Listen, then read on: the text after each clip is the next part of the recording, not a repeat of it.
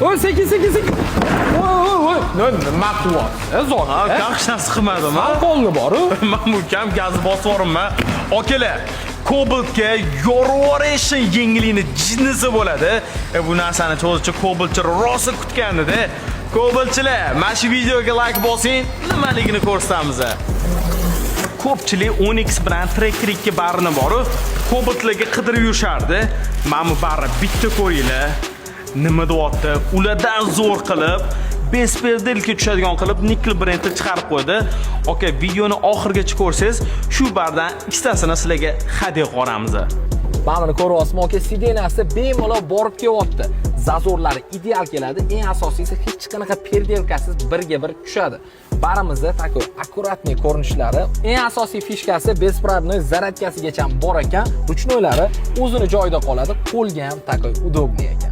Shu barlardan birinchilardan bo'lib taqmoqchi bo'lsanglar, shu ikkitasini hadya qo'ramiz deb-ku. Yutib olish juda ham oson-da. Mana shu videoga like bosing. Cobalt'chilarning hammasiga tarqatinglar-da. Kommentariyada qancha ko'p bir raqamini qoldirsanglar, yutib olishinglar oson bo'ladi.